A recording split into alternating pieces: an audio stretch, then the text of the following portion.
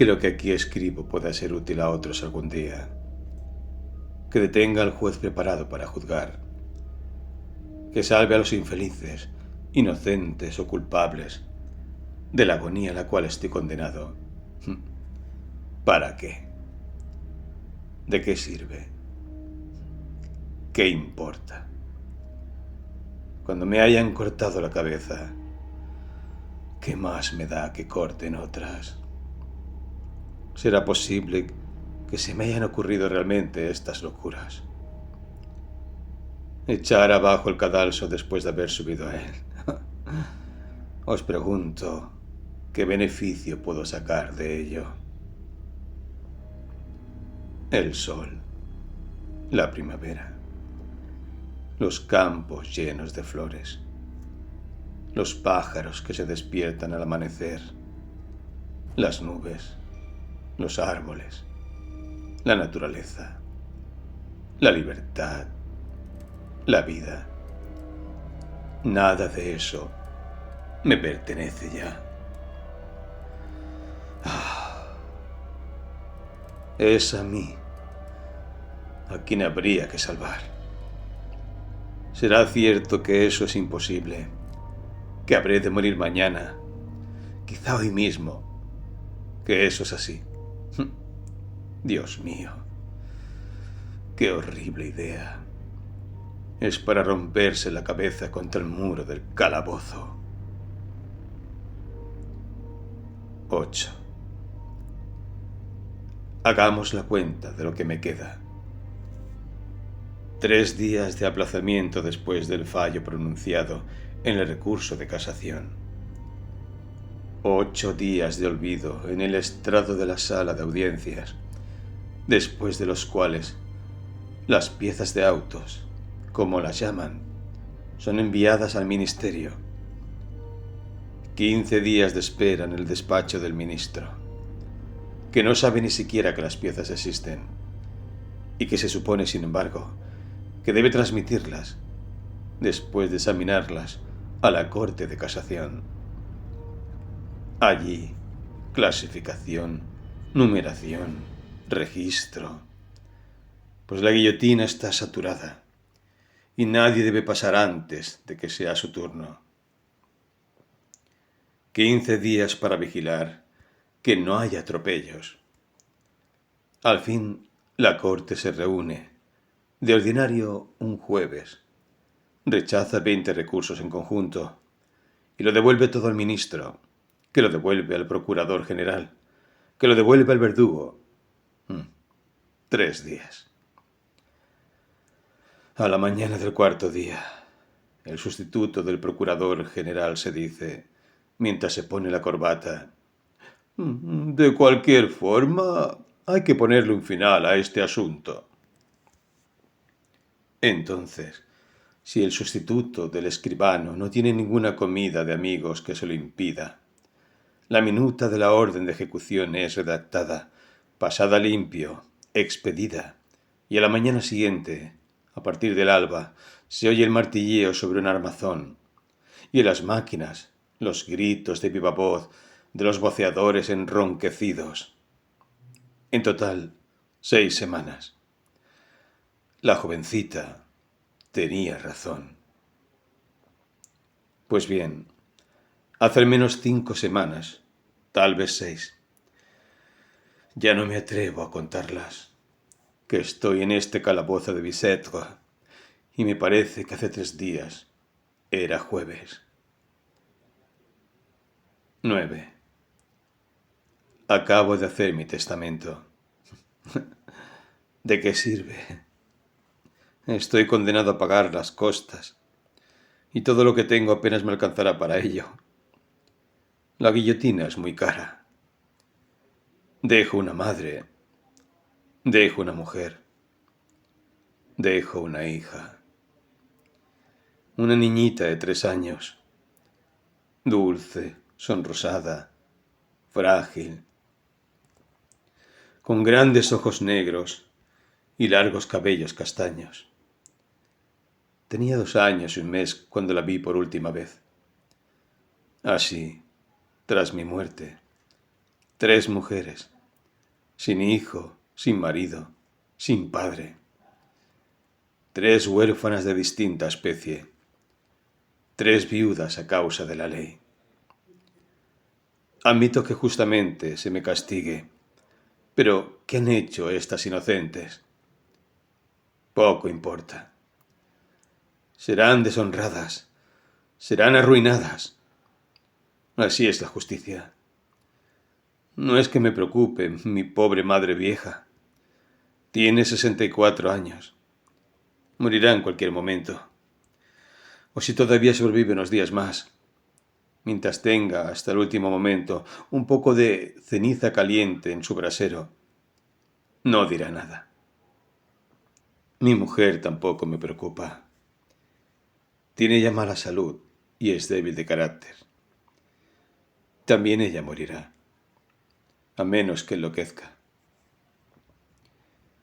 Dicen que eso alarga la vida, pero al menos la inteligencia no sufre.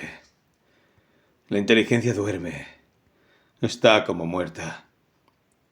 Pero mi hija, mi niña, mi pobrecita Marie, que ríe, que juega, que a estas horas canta sin pensar en nada, es ella la que me hace sufrir. 10. He aquí lo que es mi calabozo. 8 pies cuadrados. 4 muros de piedra tallada que se apoyan en ángulo recto sobre un adoquinado de losas, elevado un grado sobre el corredor exterior. Entrando, a la derecha de la puerta, una especie de hundimiento que forma una alcoba de escarnio. Ahí han colocado una paca de paja, donde se supone que duerme y descansa el prisionero, vestido con un pantalón de tela y una chaqueta de drill, tanto en invierno como en verano. Sobre mi cabeza, a guisa de cielo, una bóveda negra ojival, así es como se le llama, de la cual cuelgan como jirones espesas telarañas. Por lo demás, nada de ventanas, ni un tragaluz siquiera. Una puerta de madera cubierta de hierro. Me equivoco. En el centro de la puerta, hacia la parte superior, una apertura de 9 pulgares cuadrados, cortada por una reja en forma de cruz, que el carcelero puede cerrar por las noches. Fuera, un corredor bastante largo, iluminado, aireado mediante estrechos tragaluces que hay en lo alto de la pared, y dividido en compartimentos de mampostería que se comunican entre sí por una serie de puertas timbradas y bajas. Cada uno de estos compartimentos sirve, de algún modo, como antecámara de un calabozo parecido al mío. En estos calabozos se mete a los presidiarios condenados por el director de la prisión a penas disciplinarias. Los 3 primeros calabozos están reservados para los condenados a muerte, puesto que, al estar más cerca de la cárcel, resultan más cómodos para el carcelero. Estos calabozos son todo lo que queda del antiguo castillo de Bicêtre, tal como fue construido en el siglo XV por el cardenal de Winchester, el mismo que mandó quemar a Juana de Arco. Todo esto se lo oí decir a unos curiosos que el otro día vinieron para verme en mi cabaña y que me miraban a distancia como una fiera de exhibición. El carcelero recibió unas cuantas monedas. Me olvidaba de decir que de día y de noche hay en la puerta de mi calabozo un centinela de guardia, y que mis ojos no pueden elevarse hacia la ventanilla sin encontrarse con los suyos, fijos y siempre abiertos. Por lo demás, se supone que hay aire y luz en esta caja de piedra. 11. Puesto que el día aún no parece, ¿qué hacer de la noche? Se me ha ocurrido una idea. Me he levantado y he pasado mi lámpara sobre las 4 paredes de mi celda. Están cubiertas de escrituras, de dibujos, de figuras raras, de nombres que se mezclan y se borran los unos a los otros. Parece que cada condenado haya querido dejar su marca, por lo menos aquí. Lápiz, tiza, carbón, letras negras, blancas, grises, a menudo cortes profundos en la piedra, aquí y allá, letras enmohecidas que parecen escritas con sangre. Por supuesto que si mi mente se sintiera más libre, podría interesarme este extraño libro que se desarrolla página a página frente a mis ojos sobre las piedras de este calabozo. Me gustaría recomponer un todo con estos fragmentos de pensamiento esparcidos sobre las losas, encontrar al hombre bajo el nombre, dar sentido y vida a estas inscripciones mutiladas, a estas frases desmembradas, a estas palabras truncadas, cuerpos sin cabeza como los que las han escrito. A la altura de mi cabecera hay 2 corazones inflamados y atravesados por una flecha, y sobre ellos, amor por la vida. El infeliz no se comprometía a largo plazo. Al lado, una especie de sombrero de 3 picos, con una pequeña figura burdamente dibujada sobre estas palabras. ¡Viva el emperador! 1824. Más corazones inflamados, con esta inscripción, característica de las prisiones. Amo y adoro a Mathieu Danvin, Jacques. Sobre la pared opuesta se lee este nombre. Papa Buana. La P mayúscula está bordada de arabescos y adornada con esmero. Una estrofa de una canción obscena. Un gorro frigio esculpido, con bastante profundidad, en la piedra. Con esto encima. Boris, la República. Era uno de los 4 suboficiales de La Rochelle. Pobre muchacho. Qué horribles son sus presuntas obligaciones políticas. Por una idea, por un sueño, por una abstracción, esta horrible realidad que llaman guillotina.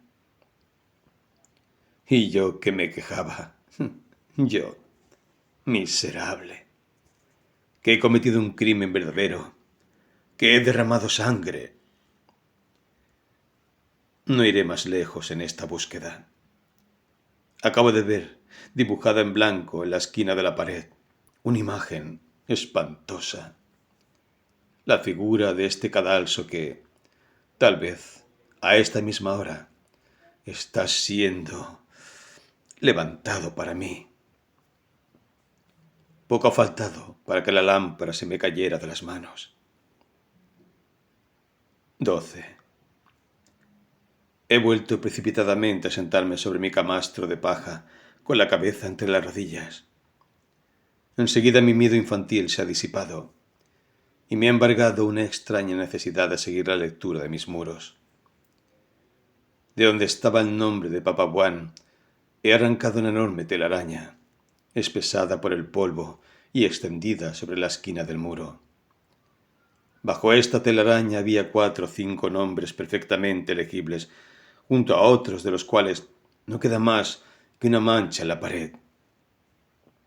Dautun, 1815. Poulain, 1818. Jean Martin, 1821. Castaing, 1823. He leído esos nombres y lúgubres recuerdos me han venido a la memoria. Dautun, el que cortó a su hermano en 4, que por la noche se paseó por París y tiró la cabeza en una fuente y el tronco en una cloaca. Poulain, el que asesinó a su mujer. Jean Martin, el que disparó con su pistola a su padre en el momento que el viejo abría una ventana. Castaigne, aquel médico que envenenó a su amigo y que mientras lo atendía en su última enfermedad que él mismo le había provocado, en lugar de remedios, volvía a darle veneno. Y junto a ellos, Papá Buan, el horrible loco que mataba a los niños a golpes de cuchillo en la cabeza. He aquí, me decía, y un escalofrío de fiebre me subía por los riñones. He aquí los que me han antecedido como huéspedes de esta celda.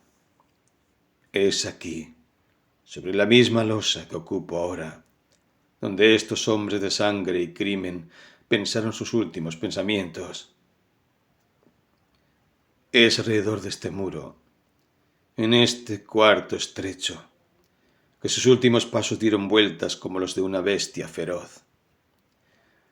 Se han sucedido a intervalos muy breves. Parece que este calabozo se mantiene lleno. Han calentado el puesto, y es para mí que lo han hecho. Yo iré a mi vez a reunirme con ellos en el cementerio de Clamart, donde también crece la hierba. No soy ni visionario ni supersticioso. Era probable que estas ideas me dieran un acceso de fiebre, pero mientras así soñaba, me ha parecido de repente que estos nombres fatales habían sido escritos con fuego sobre la pared negra. Un zumbido cada vez más intenso ha estallado en mis oídos. Un brillo escarlata ha llenado mis ojos. Y después me ha parecido que el calabozo estaba poblado de hombres extraños que llevaban su cabeza en su mano izquierda y le llevaban de la boca, porque no tenían pelo. Todos, salvo el parricida, me enseñaban el puño.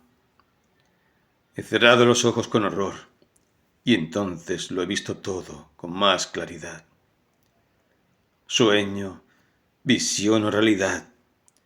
Me habría vuelto loco si una impresión brusca no me hubiera despertado a tiempo.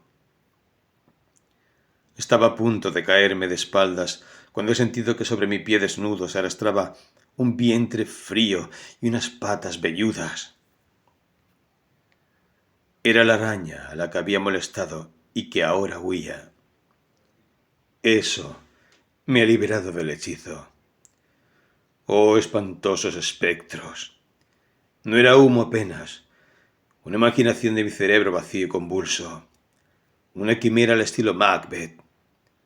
Los muertos, muertos están, sobre todo aquellos.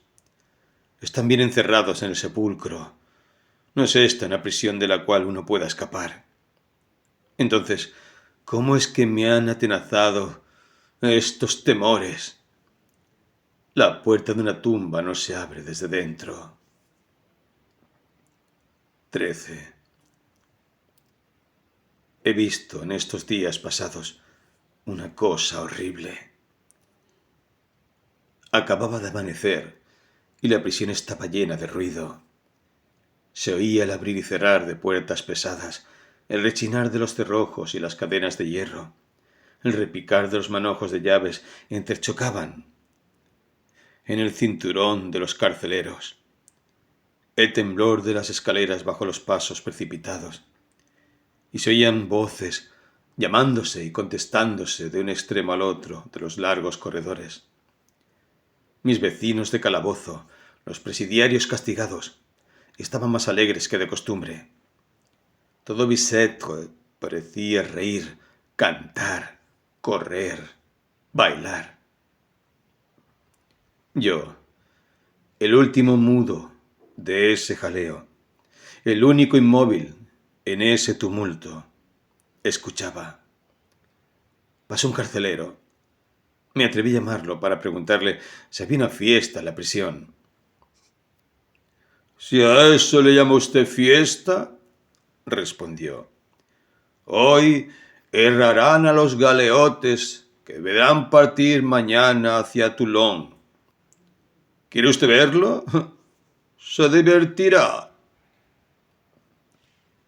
En efecto, Para un recluso solitario, un espectáculo, por odioso que fuera, era una fortuna. Acepté el entretenimiento.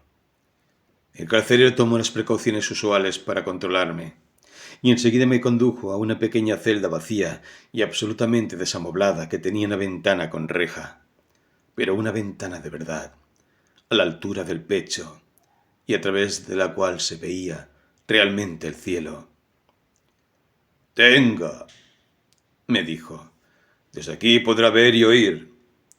Aquí estará solo en sus habitaciones, como el rey». Entonces salió y me encerró con cerraduras, cadenas y pestillos. La ventana daba a un patio cuadrado bastante grande, alrededor del cual se elevaba por los 4 lados, como una muralla, un gran edificio de piedra tallada de 6 pisos. Nada más degradado, nada más desnudo, nada más miserable al ojo que esta cuádruple fachada agujereada por ventanas con sus rejas, a las cuales se adhería, de abajo arriba, una muchedumbre de rostros delgados y pálidos, apiñados los unos sobre los otros, como las piedras de un muro, y todos, por así decirlo, enmarcados en los entrecruzamientos de los barrotes de hierro.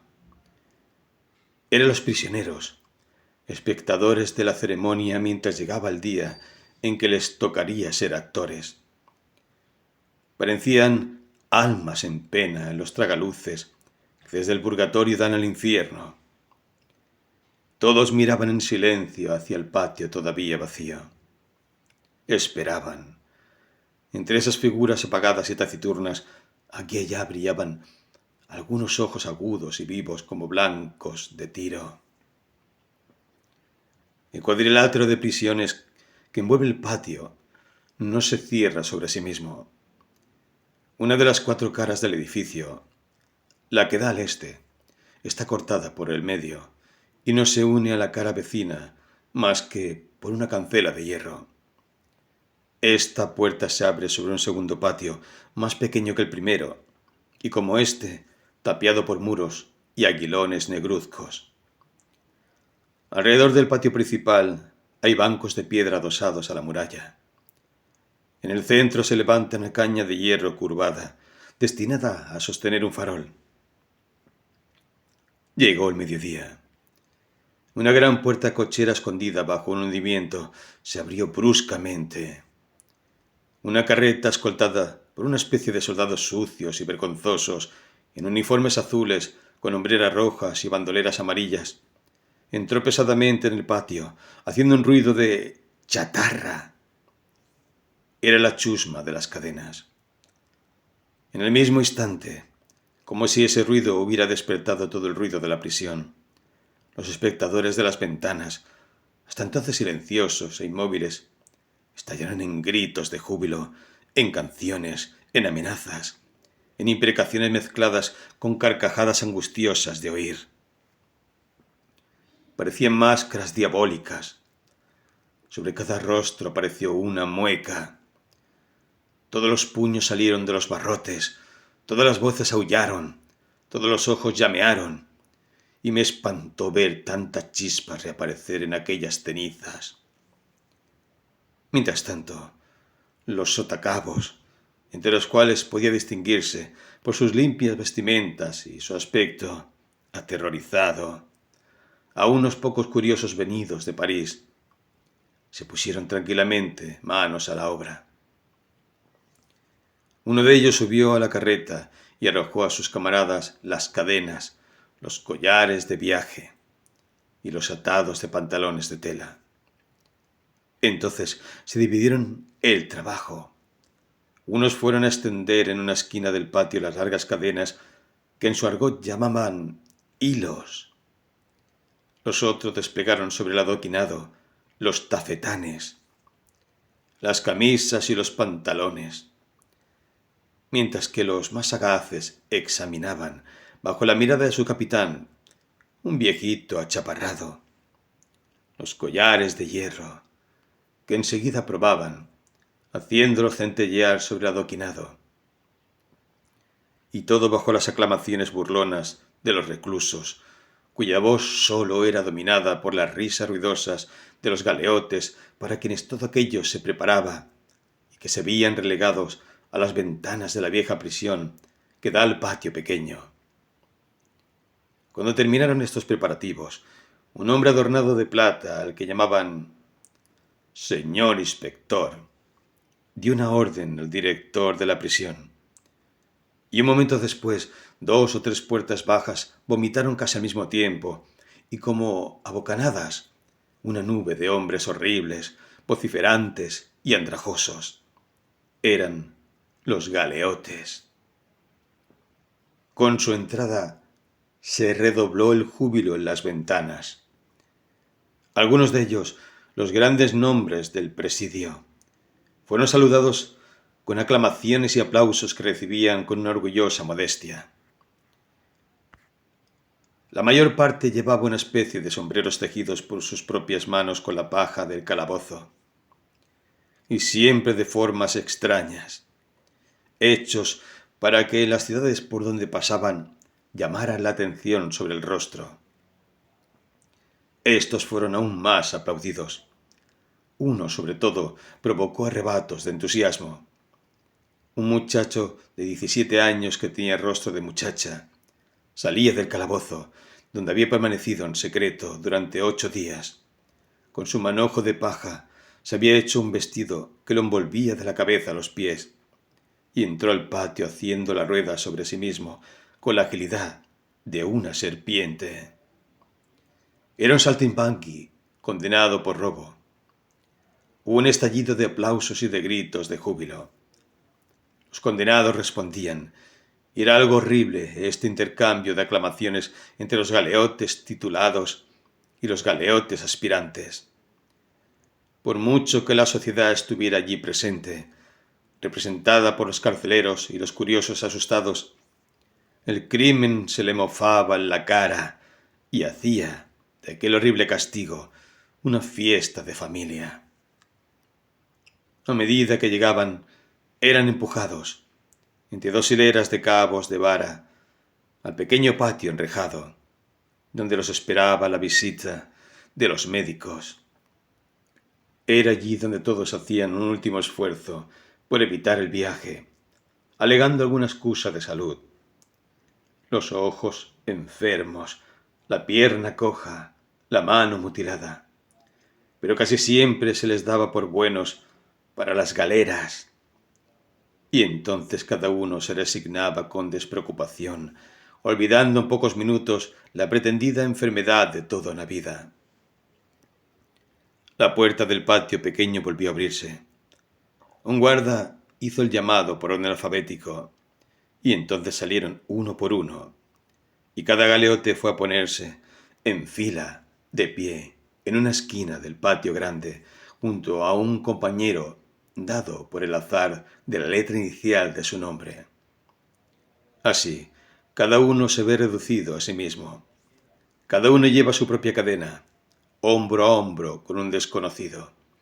Y si por casualidad un galeote tiene un amigo, la cadena lo separa de él.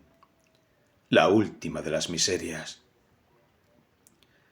Cuando más o menos una treintena de galeotes hubo salido, se cerró la puerta. Un sotacabo los alineó con su garrote. Delante de cada uno arrojó una camisa, una chaqueta y un pantalón de talla grande. Luego hizo un gesto y todos comenzaron a desvestirse. Y luego, como si se hubiera escogido el nombre oportuno, un incidente inesperado vino a transformar la humillación en tortura. Hasta entonces, el tiempo había sido bastante bueno, y si la brisa de octubre enfriaba el aire, de vez en cuando también habría aquí y allá, en las brumas grises del cielo, una grieta por donde caía un rayo de sol. Pero tan pronto como los galeotes se despojaron de sus harapos de prisión, en el momento en que se ofrecían desnudos y erguidos a la vista suspicaz de los guardianes y a las miradas curiosas de los extraños que giraban a su alrededor para examinar sus hombros, el cielo se volvió negro. Una fría tormenta de otoño estalló bruscamente y se descargó a torrentes sobre el patio, sobre las cabezas descubiertas, sobre los miembros desnudos de los condenados, sobre sus miserables sayos extendidos en el adoquinado. En un abrir y cerrar de ojos, el patio se vació de todo lo que no fuera sotacabo o galeote. Los curiosos de París fueron a abrigarse bajo los tejadillos de las puertas. Mientras tanto, la lluvia caía a raudales. En el patio no se veían más que los galeotes desnudos y chorreando sobre los adoquines del suelo inundado. Un silencio sombrío había sucedido a sus bravatas escandalosas. Tiritaban, les castañeaban los dientes. Sus piernas delgadas, sus rodillas almentosas se entrechocaban. Y daba lástima verlos cubrirse los miembros azules con esas camisas empapadas, esas chaquetas, esos pantalones que chorreaban lluvia. La desnudez hubiera sido mejor. Uno solo, un viejo, había conservado cierta alegría. Exclamó, mientras se secaba con una camisa mojada, que esto no estaba en el programa. Y luego se puso a reír, levantando el puño hacia el cielo. Cuando se hubieron puesto los trajes de camino, los galeotes fueron llevados en grupos de 20 o 30 a la otra esquina del patio, donde los esperaban los cordones extendidos sobre el suelo. Estos cordones son largas y fuertes cadenas cortadas transversalmente cada 2 pies por otras cadenas más cortas, a cuyo extremo se adhiere un collar cuadrado que se abre por medio de una bisagra en uno de los ángulos y se cierra en el ángulo opuesto mediante un perno de hierro, remachado para todo el viaje sobre el cuello del presidiario. Cuando estos cordones son desenrollados sobre el suelo, representan bastante bien una espina de pescado. Los condenados fueron obligados a sentarse en el barro. Sobre los adoquines inundados se les probaron los collares. Luego, 2 herreros de la chusma, armados con yunques portátiles, los remacharon en frío a mazazos metálicos. Es un momento horroroso, en el cual empalidecen hasta los más audaces. Cada golpe de martillo, asestado sobre el yunque apoyado en su espalda, hace temblar el mentón del paciente. El menor movimiento de delante a atrás le haría saltar el cráneo como una cáscara de nuez. Después de esta operación, los galeotes se volvieron taciturnos. No se oía más que el tintineo de las cadenas, y cada cierto tiempo un grito y el ruido sordo del garrote de los cabos de vara sobre los miembros de los recalcitrantes. Algunos lloraban, los viejos se estremecían y se mordían los labios. Yo observaba con terror aquellos perfiles siniestros en sus marcos de hierro. Así, tras la visita de los médicos, la visita de los carceleros, y tras la visita de los carceleros, el herraje. Un espectáculo en 3 actos. Un rayo de sol reapareció. Daba la impresión de que hubiera prendido fuego a todos los cerebros. Los galeotes se levantaron a la vez, como empujados por un movimiento convulsivo. Los 5 cordones se sujetaban por las manos y de repente se formó una ronda inmensa alrededor de la rama del farol. Daban tantas vueltas que cansaba verlos. Cantaban una canción de galeras, un romance en argot, en un aire ya quejumbroso, ya furioso y alegre. Se oían a intervalos gritos agudos, risas desgarradas y jadeantes, mezcladas con palabras misteriosas y luego con aclamaciones furibundas. Y la cadencia de las cadenas que entrechocaban servía de orquesta a este canto más ronco que su ruido. Si hubiera estado buscando la imagen de un aquelarre, no habría podido encontrar otra, ni mejor ni peor. Trajeron al patio una gran tina. Los cabos de vara rompieron el baile de los condenados a golpes de garrote y los condujeron a esa tina, en la cual nadaban no sé qué hierbas y no sé qué líquido humeante y sucio. Comieron. Enseguida, después de comer, derramaron sobre el adoquinado lo que quedaba de su ropa y de su pan moreno, y se pusieron de nuevo a cantar y a bailar. Parece que se les permite esta libertad el día del herraje y la noche que le sigue. Observaba yo este extraño espectáculo con una curiosidad tan ávida, tan palpitante, tan atenta, que me había olvidado de mí mismo. Un profundo sentimiento de piedad me removía las entrañas. Las risas de aquellos hombres me hacían llorar. De repente, a través de la profunda ensoñación en que había caído, vi que la ronda aulladora se detenía y callaba. Entonces todos los ojos se volvieron hacia la ventana que yo ocupaba. ¡El condenado! ¡El condenado!, gritaron todos, señalándome con el dedo, y se repitieron las expresiones de júbilo. Me quedé petrificado. Ignoro de qué me conocían y cómo me habían reconocido.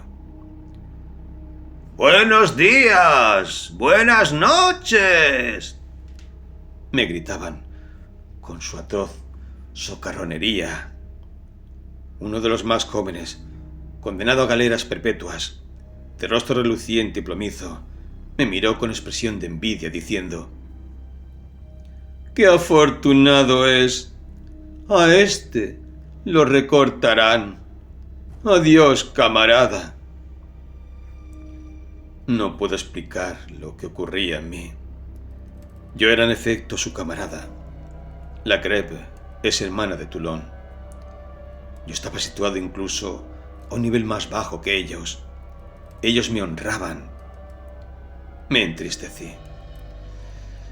Sí, su camarada. Y unos días más tarde, también yo habría podido ser un espectáculo para ellos. Había permanecido a la ventana, inmóvil, tullido, paralizado. Pero cuando vi que los 5 cordones avanzaban, que se precipitaban hacia mí con palabras de una cordialidad infernal, cuando escuché el tumultuoso estrépito de las cadenas, de sus clamores, de sus pasos, al pie del muro, me pareció que esta nube de demonios escalaba hacia mi celda miserable. Solté un grito.